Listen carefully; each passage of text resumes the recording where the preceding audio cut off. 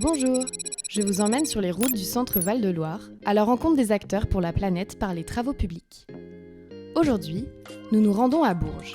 Pouvez-vous nous expliquer votre parcours et votre arrivée dans l'entreprise ? Alors, je m'appelle Guillaume Dias, je suis chef de chantier au sein de l'entreprise Colas.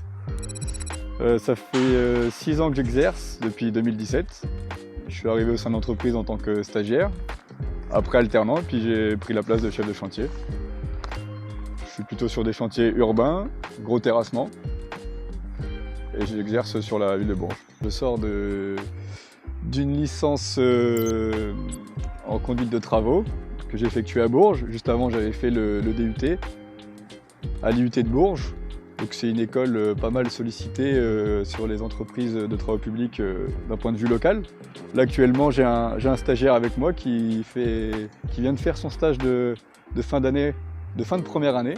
C'est une école avec laquelle on a des partenariats et avec laquelle on travaille tous les ans, et tous les ans on arrive à décrocher des stages, des éventuelles embauches et des contrats d'alternance. Quels sont les enjeux et objectifs liés à ce chantier aujourd'hui ? Alors là, on est sur la place Cujas, en plein hypercentre historique de Bourges. C'est le gros chantier du mandat du maire sur son quinquennat.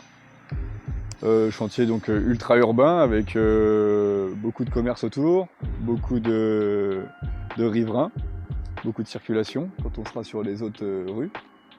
Donc c'est plutôt un projet qui est motivant et encourageant, parce qu'on part entre guillemets d'une verrue en plein centre-ville, un parking goudronné, où on finira plutôt sur un bel espace vert et qui redynamise le centre-ville. Donc c'est motivant pour l'équipe et c'est un beau projet à mener.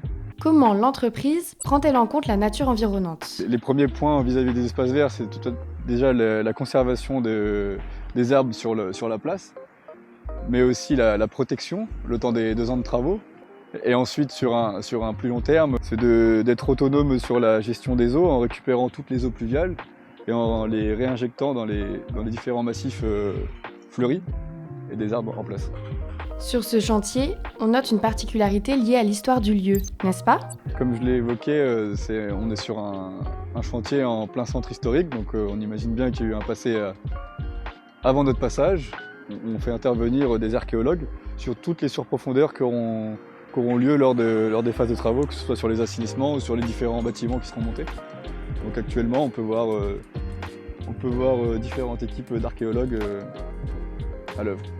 Quelles sont les qualités attendues quand on est employé dans les travaux publics ?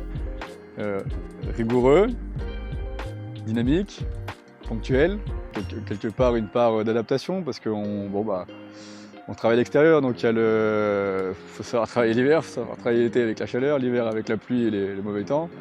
Et puis on voit souvent plein de chantiers différents. Actuellement on est sur un chantier ultra urbain, mais on peut être demain un chantier de terrassement en pleine campagne.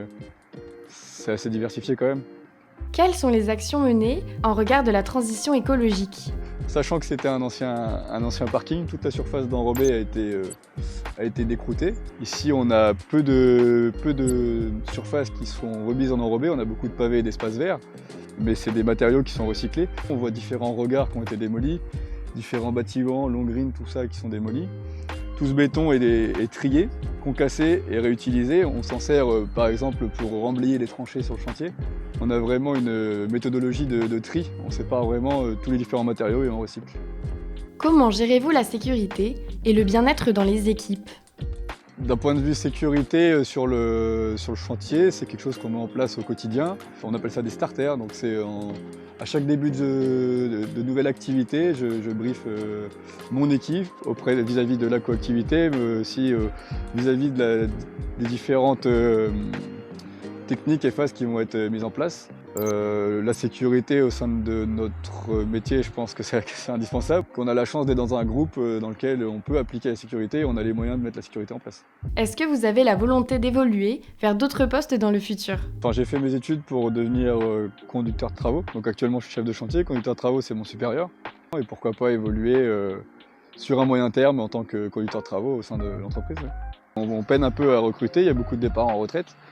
Et on cherche vraiment tout type de postes, que ce soit des maçons, des chauffeurs d'engins, des chefs de chantier, des canalisateurs. Ça fait seulement 6 ans que j'exerce, mais oui, je vois l'insertion des femmes au sein de notre métier. C'est vraiment en train de se diversifier et je trouve ça plutôt bien. Ouais.